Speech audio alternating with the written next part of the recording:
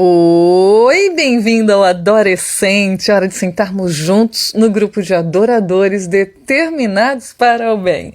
E começa mais uma semana pela qual, graças a Deus, aqui estamos juntos para ouvirmos o que Deus tem para dizer para a gente, não é? Quem quer ouvi-lo, ele fala mesmo ao coração e ajuda nas mudanças, nas transformações, nos raciocínios, na vivência prática do nosso dia a dia. Por isso que existe o Adorescente.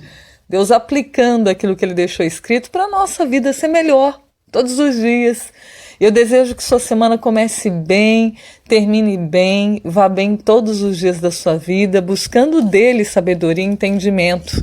E vamos buscar na Bíblia Sagrada, no livro de João, capítulo 2, os versinhos 12 a 22, é o que nós vamos parar para pesquisar, analisar. E o capítulo 15 da leitura complementar, que a gente indica aqui com muito carinho para você, o livro desejado de todas as nações. É um livro muito especial e que traz algumas sugestões, né, alguns complementos daquilo que a gente lê, alguns esclarecimentos que são muito bons. Recomendo de todo o meu coração que você leia o capítulo dessa semana, tá bom? Porque vai ser falado, gente, de algo assim bem melindroso. O que aconteceu no passado e acontece nos dias de hoje. Inclusive eu coloquei aí o título, né? O mercado da fé. Será que era só na época de Jesus que acontecia o comércio em nome de Deus? Vamos pensar, né? Pior, que a gente vê isso acontecendo no dia a dia, mas o mais terrível é o nosso coração ser envolvido por este comércio da fé. Às vezes a gente nem executa, mas no fundo deseja que as coisas ocorram conforme os nossos interesses pessoais. Temos que analisar o nosso coração, a nossa vida, não é? Você sabe que quando eu vi essa história aqui, eu falei, vixe, é uma história que, além de falar de ganância, de ambição, né, de desrespeito a Deus, de tantas coisas, mostra a atitude de Jesus meio bravo, né? Dá uma sensação assim de, Jesus que é manso, humilde de coração, parece ter uma atitude diferente do que ele tinha costumeiramente. Nós vamos entender melhor, né? Essa atitude de Cristo, porque ele agiu assim, pegou um chicote na mão, e a gente vai entender na quarta-feira o que esse chicote representou e como foi levantado, o que levou Jesus a agir dessa forma. Para começar, veja que esse relato me lembrou das indulgências, né, cobradas no passado, na Idade Média, lembra lá? Né, cobravam, inclusive, para dizer que tinha que tirar a pessoa do inferno, cobravam para que Deus perdoasse as pessoas, muito similar a isso que está descrito aqui na Bíblia, na época de Jesus.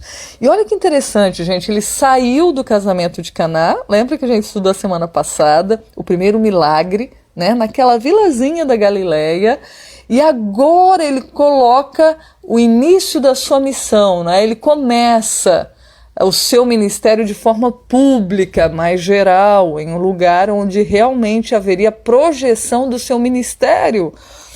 E ele começa de um jeito que cá para nós, hein?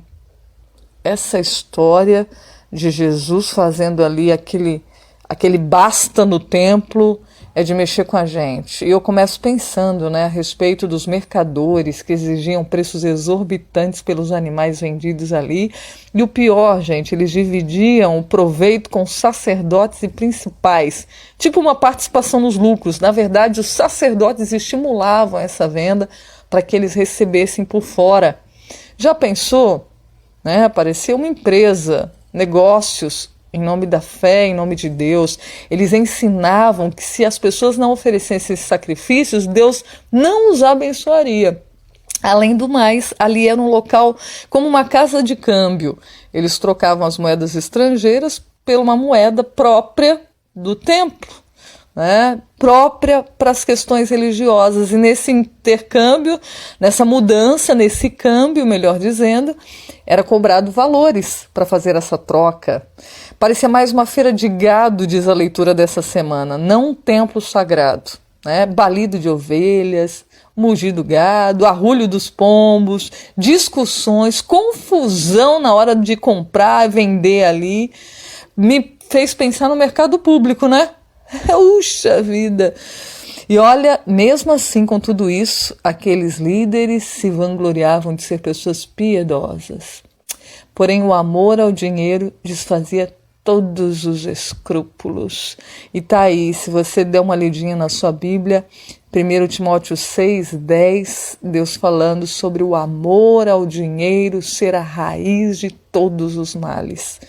Veja que usaram o que Deus falou, e está lá em Êxodo 30, por exemplo, 12, a respeito do censo, em que quando fosse contar o número de pessoas, eles deviam dar uma oferta, né, pela sua própria vida, pela sua própria alma. Usavam disso, usavam das recomendações do sacrifício, que mostrava Cristo como mediador, como sacrifício vivo por mim e por você, e exploravam o comércio disso, né? E Deus é tão justo. O pobre que não tinha condição, ele falava que podia levar uma rolinha, né, um passarinho, de acordo com a sua condição financeira. E lá eles colocavam na cabeça que não, teria que ser um cordeiro, teria que ser outro tipo de animal. Veja, deturparam o que Deus disse.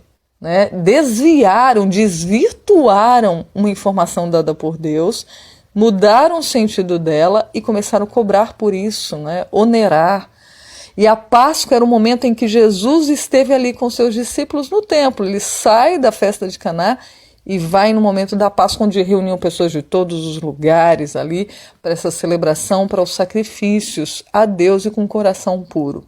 Amanhã a gente vai continuar falando a respeito, né, desse momento, o encontro daquelas pessoas, o que significava o templo, né? Era um lugar sagrado, Deus estava ali, mas parecia que não estava.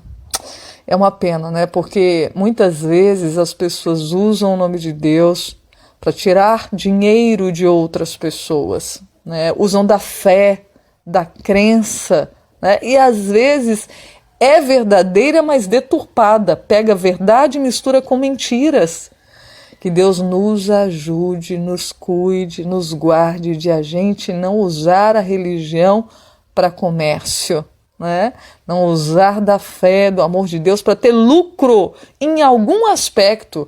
Às vezes a gente não pega dinheiro, né, de alguém, mas a pessoa fica tão agradecida com o que você fala, com o que você faz, que de repente a pessoa te retorna com algum benefício, com alguma ajuda de alguma outra espécie. Que Deus nos livre disso, né? Que a intenção seja pura quando a gente falar de Deus para as pessoas, levar o seu amor. Não pense em retorno, né?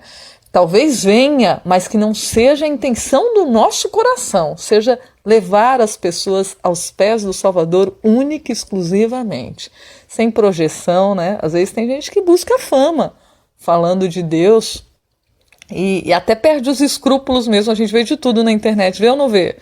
E Deus nos livre disso, né? Eu peço a Deus, meu Deus, vigia o meu coração, sonda ele, limpa ele, para que eu não me orgulhe de nada, para que eu não tenha interesse nenhum de retorno em nenhum aspecto, a não ser de ver pessoas que se encontram com Jesus, ali o Rei da Glória, o templo vivo, para que se sintam agraciadas com seu poder.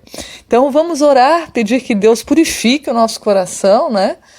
Tanto quanto aquilo que a gente vê que está errado de mercadores da fé, que Ele abra os nossos olhos e que a gente também não tenha esse sentimento de interesse monetário, de comercializar algo que é tão sagrado, tão pleno, que é a fé em Cristo Jesus. Vamos orar? Bondoso Deus e bendito Pai, obrigado porque o Senhor abre os nossos olhos, ensina através da Tua palavra, limpa o nosso coração. Que a única coisa que passe nele, Senhor, é o desejo de estarmos contigo e levar outros ao Senhor Jesus. Guarda-nos em teus braços, por Cristo Jesus rogamos e agradecemos. Amém. Fica por aqui o Adolescente de hoje, lembrando de se inscrever no canal, compartilhar para outros o amor de Deus, não se esquecendo que juntos somos sempre, com a graça divina, adoradores determinados para o bem. Que assim seja. Até a próxima. Tchau, tchau.